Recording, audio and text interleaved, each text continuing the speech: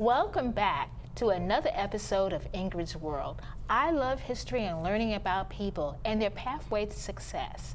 On Ingrid's World, we will learn about the grandfather of black basketball. E.B. Henderson was the first to introduce basketball to the African Americans on a wide scale in 1904. Meet a couple that keeps Dr. E.B. Henderson's legacy alive. Meet another couple that has been producing the show called The Greatest Story Never Told. They tell the story of living legends and graduates of historically black colleges and universities that have excelled in their career, leadership, and in the military. Their goal is to provide motivation for the next generation of students. You will be amazed how each couple makes the future bright for all. Now let's welcome to the show Edwin B. Henderson, the second president, and Nikki Graves Henderson, executive director from Tinner Hill Heritage Foundation. Welcome to the show. Thank you. Great to have you, and you have brought a wealth of great things here. Well, we're going to start off slow. We're going to let people know, introduce yourselves, tell us a little bit about yourself. Mr. Henderson? Okay. My family is from the area, but I didn't grow up here. I grew up in Tuskegee, Alabama, where my father was a professor and director of the George Washington Carver Research Foundation. And I moved here in 1993, and I recognized that a lot of the African American history, which I knew of because my grandparents and my family was from this area. And so almost immediately after I arrived, I started cultivating and preserving African American history, particularly civil rights history of this local area. Wow. And Nikki Henderson? Well, I'm not from this area. I'm from Detroit, Michigan, and I moved here to go to graduate school at the University of Maryland, and I had the good fortune of having a mutual friend who introduced me to Ed. And we became fast friends because he was interested in history, and I had worked for museums for about 2 decades, and I was specializing in African American history. So it was a match made in heaven. Excellent. It sounds like it. Now, let's start with E.B. Henderson. I was fascinated to hear. He was your grandfather. That's right. Oh my goodness. Tell us about him.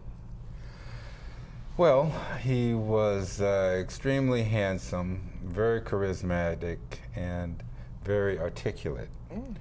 A award-winning combination, should I say. He was from the area. His ancestry goes back to the Native American presence in Virginia. A chief Memito, who was Chief Powhatan's uncle. And of course, Powhatan was Pocahontas' father. Yes. You know, so my ancestry goes much longer back in Virginia than the first English settlement of Jamestown. Right. But E.B. Henderson grew up in Washington, D.C. He went to M Street High School, and then to Minor Teachers College, and he matriculated from there to Harvard, where he studied to get certification in the new field of physical education. Wow. This is 1903, 1904, early 1900s. And while he was there, he learned the game of basketball and the fundamentals of basketball. Yes. And brought the sport back to Washington, D.C., and started teaching it in the schools and in the YMCA and other clubs and stuff like that. And he's credited with introducing the sport for the first time on a mass scale to African Americans.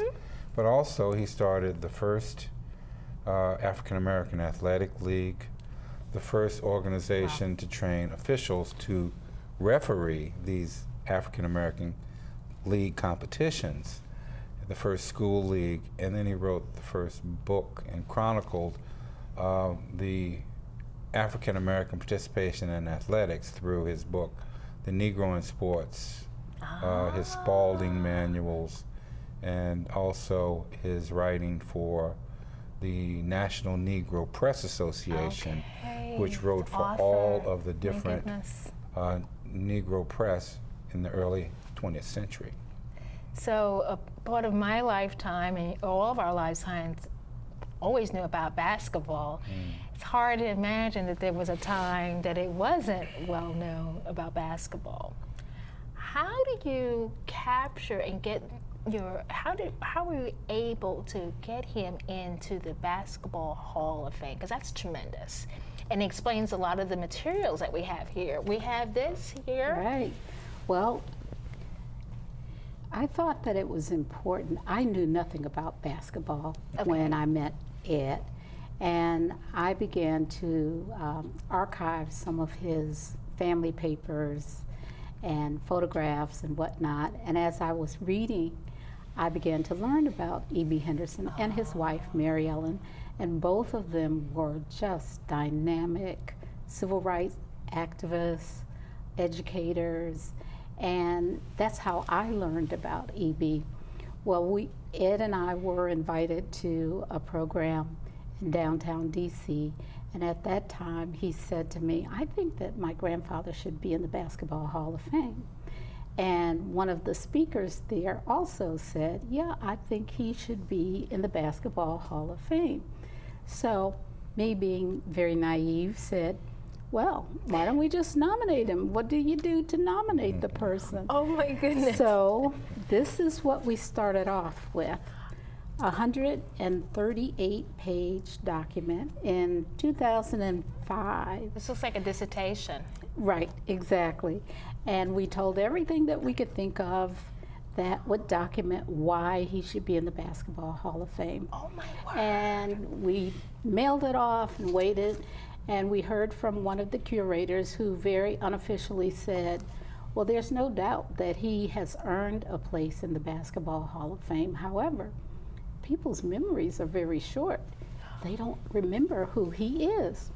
So we went back to the drawing board, and in 2006, we redoubled our efforts.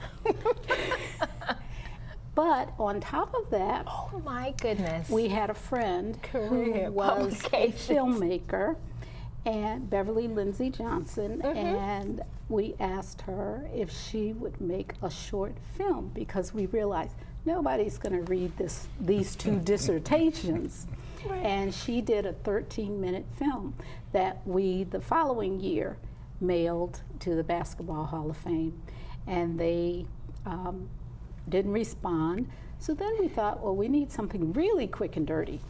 So we came up with a really unique brochure that tells the history of basketball in Washington, D.C., and then tells the history of E.B. Henderson and his accomplishments in basketball.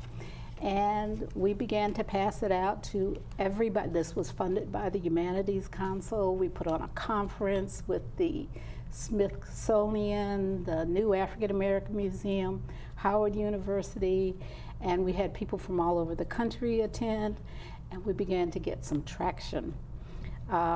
Life got in the way. We lost my father-in-law, we lost a son, and we thought that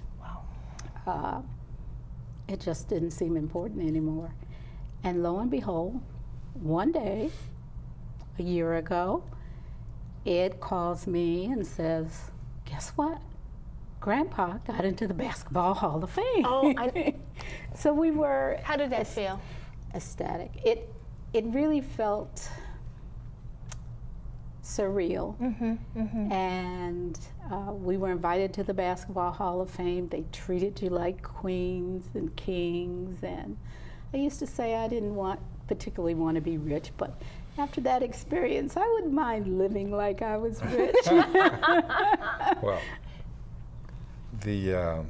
I was walking the dog, and I checked my phone. I heard it go clink, you know, and it was a tweet from David Aldridge of TNT Sports. And he said, "Congratulations to E.B. Henderson on his election into the Basketball Hall of Fame." I said, "What?" You know, and it was just hard to believe. And after all of these years of waiting and pushing, you know, it was euphoria just came over me, you know, and it was, and so I called my wife and I told her, you know, what had happened, and you know, we were on cloud nine for a little while. And it really had to mean a lot to you because you knew your grandfather, and that just type of information, knowing that you did this for him and it's for all of us, because we get to know our history. Exactly. And so not just the Henderson family, but all of those in America and throughout the world that need to know how they get started. Exactly. That's one of the reasons that I was involved with this project early on. As a friend of Ed's, I recognized that although it was not my family history, it was African American history. And it had a template, a roadmap, so to speak, for young people, for older people, that basically laid out how you could succeed in spite of the odds.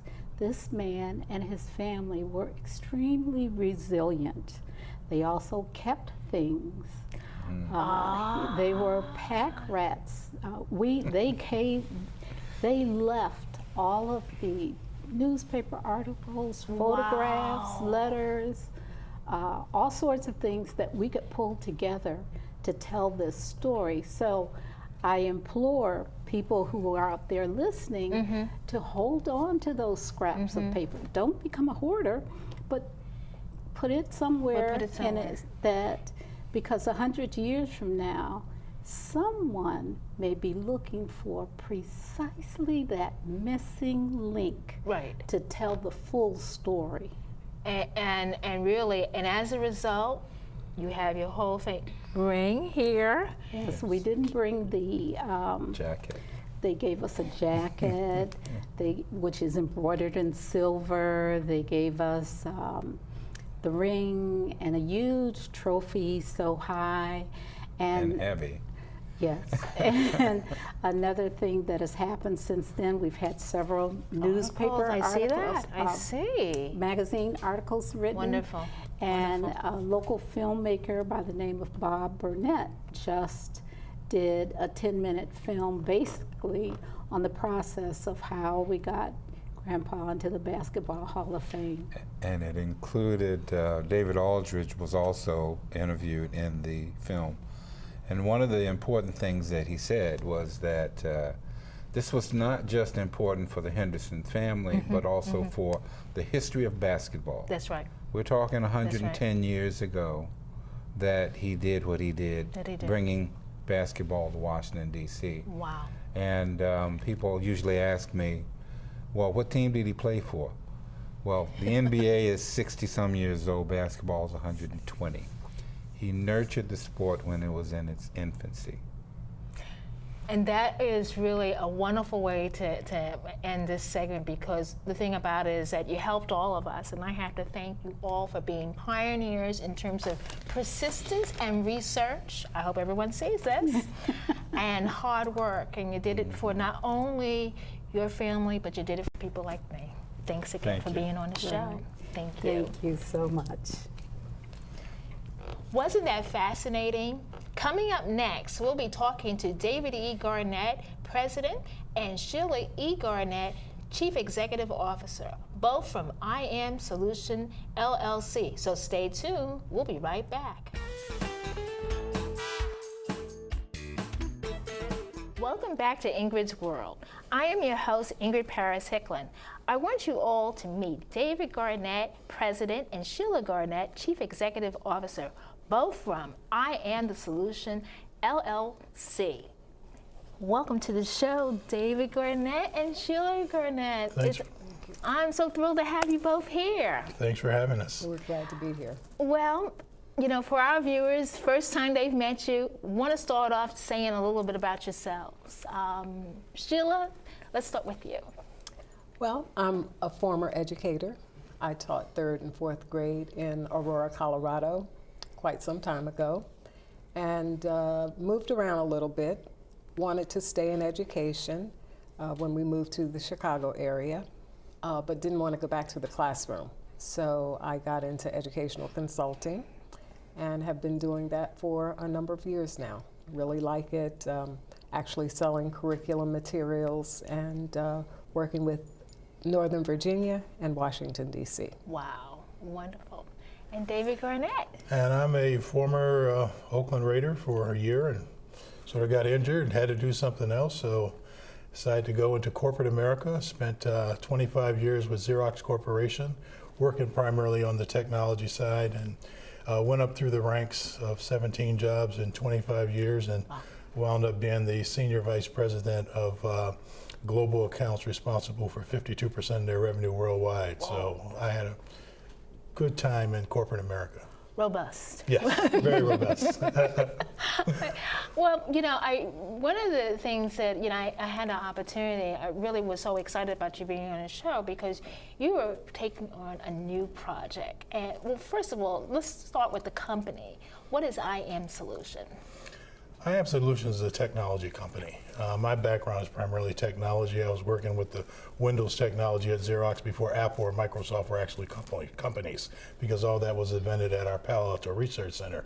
So when I left Xerox about 10 years ago, it was natural for me to form a company with Sheila, who's our CEO, and we primarily focus on compliance-based software and collaboration tools, and working with the historically black colleges some. Wonderful. And that's a great intro to the greatest story never told. What's that about? Well, The Greatest Stories Never Told is a web-based series, and it is primarily focused on several pieces. First of all, HBCU alumni, people who are living, people who have made great strides in various industries that people do not know about. And a lot of them are STEM-based, and of course science, technology, engineering, and math. And it is a series that we're really excited about, with many more to come. We've done 11 that we have completed, and we have 6 more in the queue. Oh my goodness. So for instance, I saw the one about, one of your shows, you were talking about 2G, and Yes. what's that? Yes, that's one that really got us excited, because if you think about the basic premise of the series, we try to do a story on something that somebody says, wow, I didn't know that. So Yeah. it has to be significant. And the one we did on Jesse Russell, everybody knows the name. If you ask most black or people of color if they've heard of Steve Jobs, they would absolutely say they heard of Steve Jobs. Yes. But very few have heard of Jesse Russell, who was the father of 2G communications, which loosely translated means without his patent, you couldn't use your cell phone outside the car. He made the cell phone mobile. So when we started trying to get somebody to react to a story, we want them to do exactly what you just did and say, wow. Yeah, because when I was reading, and I watched the series, I watched it, and I was like, who knew, you know, and it was that story, you know, that, you know, gets you excited. I mean, cell phone, where would we be without a cell phone? I remember traveling to another country. The cell phone was doing the translations for me. Exactly. So, my goodness. So it's those types of stories. Tell us about some of the stories you've been doing. Well, we've done a couple, so to sort of go along the lines of what Sheila was talking about in terms of, you think about different legs, the HBCU alumni, you think of people like Jesse. You also can think about someone like, we did the Hampton story and focused on Dr. Harvey and The big takeaway from that one was he was at a cocktail reception, and one of the alumni said, "We do a lot of cancer research. We ought to do something with proton therapy." And so he said, "What's that?" He didn't know what it was. She told him a little bit about it. He went away and researched it, and later convinced his board to invest approximately $200 million in establishing at an HBCU at Hampton the world's largest freestanding proton therapy institute in the world. My goodness. So for our viewers, educate us on proton therapy. Proton therapy is a cancer treatment where with proton therapy you can target the actual cancer. Oh my goodness. So you don't destroy the tissue around it. Like, you know, with other treatments, you treat it, you radiate the area, you're radiating good cells also. Proton therapy radiates the actual cancer. And that's truly cutting edge, I tell you. Others that you've done, you did a story, I believe her first name was Mary K. Bush. Yes. And she actually is someone who worked in the Bush administration. She's a financial person and just has a tremendous background. She's a lovely woman who lives in the area. She was actually introduced to us by another one of the series that we've done, Freeman Hrabowski. Freeman Hrabowski, Mary K. Bush, and Condoleezza Rice all grew up together in Birmingham, Alabama. No kidding. They were friends and came from the same neighborhood. Three people who have really made a difference in our world. Absolutely. But Mary Kay is the one and only woman that we've done so far. We hope to do more women. But she's just a tremendous financial person who has worked all over the world. She and Condi Rice are best of friends, and it was a pleasure getting to meet her. I actually went on the shoot for that to interview her for our series. So I'm telling you, you really are talking about, you know, something that, you know, educates not only, you know, the adult but children. Exactly. The inspiration when you say, oh, it was in their neighborhood, they all grew up together. That's just really key. What's your vision for?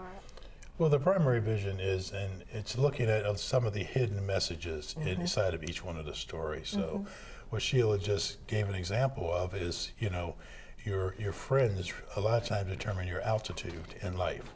So it's iron sharpening iron. If you think about what we talked about in terms of vision of Dr. Harvey, the importance of listening to your customer. That person that spoke to him at a reception and told him we ought to do it. A lot of times people will tell you we ought to get together for lunch or something. They don't mean it. And they don't mean it. They don't mean it. Right. But he listened and he acted upon it. That's leadership. That's the leadership model. Jesse, when he was a little boy, someone said to him, "You're smart and you're good at math. You ought to be an engineer." And you know what he said? What's an engineer? So you think about it, it's all about planting the seed. Somebody planted a seed there, and then maybe a teacher or some other people watered it. So our vision really is, how can we plant seeds in kids about what some living people of color are doing? Think about Black History Month. Yes. All we talk about are dead people. They're all, You know, exactly. and that ought to be like homework. They do that ahead of time, but let's talk about people they can interact Walking with among today, us. people that have struggled through the same challenges they have today or their parents have today, and they've succeeded. And you know what? And let that be what we're searching in the news for, and doing the Google search and keeping updated about them, knowing their stories. Particularly, I love the fact that you're looking at the STEM, and that's so important. And that you also did military. Yes. I'm in the Beta Nu Boulé in Northern Virginia. And we have a lot of very accomplished military there. And I looked around and said, well, some of them, a lot of them, they went to ROTC and HBCUs, but there's a group of them that didn't go to HBCUs. So we started another leg about Black excellence in the military. And the first one we did was BJ Buddy Penn, who was the former acting Secretary of the Navy. And he has a beautiful story to tell about some of the challenges he had to go through to rise through the ranks. But the real hidden story was his wife. And his wife, while he was going up the ranks in the military, she was running a $2 billion staffing company. And so the message there for kids is a lot of times people are invisibly present. We get so focused on the secretary or Jesse, we don't ever ask or find out what his or her spouse has accomplished. Well, no, I like that. Yeah, so it's the... Because it's a partnership. Right, exactly. Well, you saw my husband out there, so. And you see my CEO in here. And you see your CEO here. And that's what it's all about. It's the partnership, and it's making work, and it's an extra joy that you can do something together. Exactly. Yeah, without question. Now, words of advice there's going to be someone who's out here, because I think a lot of this is going to inspire people on a lot of different ways. But you've learned a lot. Sheila, what would be some of the words of wisdom for you? Well, we want kids to be exposed to a number of different things, in particular children, to be exposed to people they may not think have an influence on them. Everybody you meet could possibly be a mentor. It could possibly be someone that you get a piece of information from, like Jesse did. What's an engineer? Well, once he was told that, he used his skills to pursue his degree in engineering, and now is a world-class person, someone who is making a difference in the world, and actually is working on some things related to initiatives that the president wants to bring forward. He has great ideas. He's a very humble person. So yes. That's definitely.